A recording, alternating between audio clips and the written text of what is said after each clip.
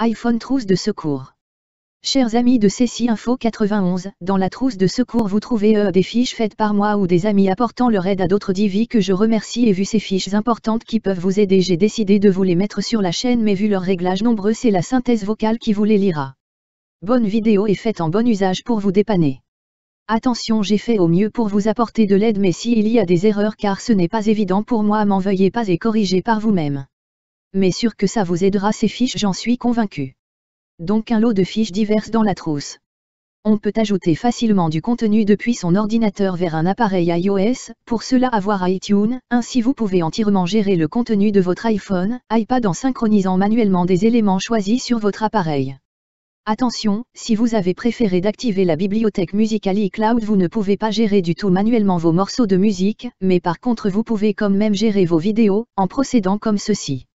1. Pour ajouter du contenu à partir d'iTunes, il faut brancher votre appareil à votre ordinateur. 2. Commencez par ouvrir iTunes, regardez si vous avez la dernière version de cette application.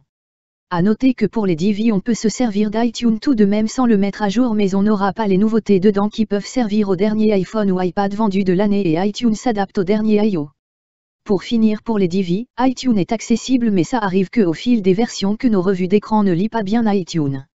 3. Dans la bibliothèque iTunes, choisir le contenu désiré à synchroniser sur votre iPhone ou iPad, trouvez la barre latérale qui se trouve à gauche de votre appareil, ensuite faites glisser vos fichiers vers votre iPhone ou iPad.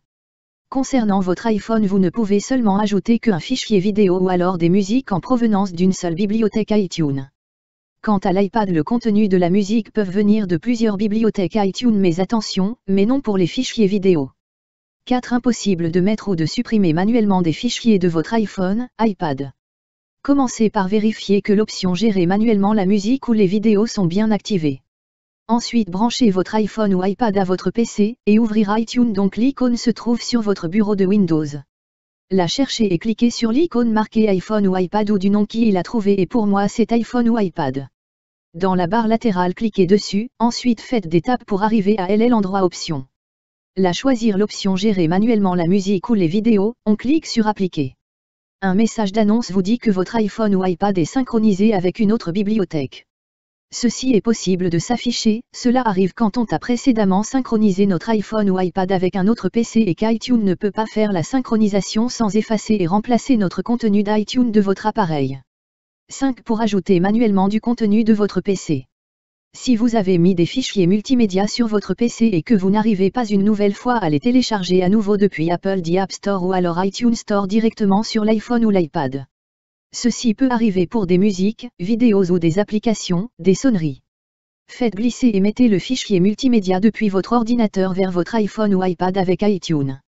On commence par brancher l'iPhone ou l'iPad à votre ordinateur. Là, on ouvre iTunes. Sur votre PC, cherchez le fichier que vous désirez mettre dans votre iPhone ou iPad. Tout ceci à titre indicatif pour vous aider à comprendre le passage des fichiers de votre ordinateur à votre iPhone ou à votre iPad. Les achats dans l'iTunes Store et l'App Store. Pour faire des achats avec Face ID dans l'iTunes Store et l'App Store, allez dans Réglages, Face ID et Code, puis là regardez que l'option iTunes Store et App Store est bien activée, ou alors l'activer. Une fois vérifié, faire ceci. A cliquer sur l'iTunes Store, l'App Store, puis ensuite toucher un article que vous désirez avoir. B. Quand on vous demande de payer votre achat, il vous suffit d'appuyer 2 fois sur le bouton du côté, puis il suffit de regarder votre iPhone X. C. Attendre que OK apparaisse et une coche s'affiche sur l'écran.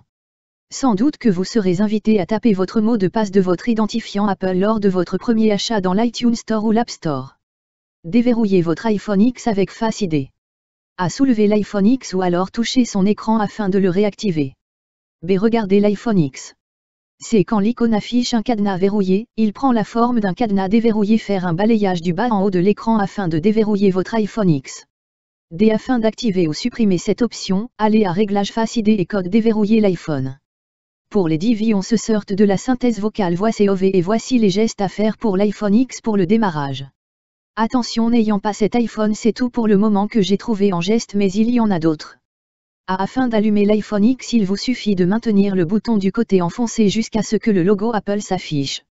B. Afin de l'arrêter, il vous suffit de maintenir le bouton du côté avec l'un des boutons du volume enfoncé en même temps jusqu'apparaisse un curseur, puis faites glisser ce dernier. C'est pour activer ou désactiver le mode veille, il faut se servir de la fonctionnalité lever pour activer ou alors toucher pour réactiver pour sortir votre iPhone X du mode veille.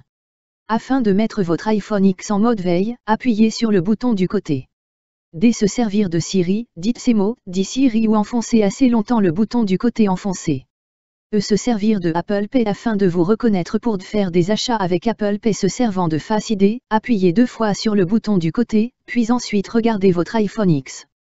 Faire des gestes afin de naviguer sur votre iPhone X, afin d'effectuer une surface continue dont aucun élément ne vient gêner votre expérience le bouton d'accueil par des navigations nouvelles. G afin d'obtenir l'écran d'accueil faire un balayage vers le haut de l'écran en commençant du bord inférieur de l'écran à tout instant. H afin d'afficher les notifications comme vos appels téléphoniques, les rappels et les messages ou autres faites un balayage vers le bas de l'écran en commençant du haut de l'écran. Voilà pour aujourd'hui, la première trousse de secours pour l'iPhone et l'iPad vous aidera sûrement, ceci est mon but et s'il y a des erreurs eh bien merci de comprendre que pour moi ce fut pas évident à faire mais vous aurez un bon aperçu pour vous dépanner. Il y aura des trousses de secours de temps en temps, surtout si je vois que vous regardez ces vidéos. Avec le temps et afin de passer des infos qui sont dures à lire pour moi et bien si cela vous intéresse on les mettra avec la synthèse vocale et ça passera. J'attends vos réactions à ce sujet. Amicalement Alain fondateur de Ceci Info 91.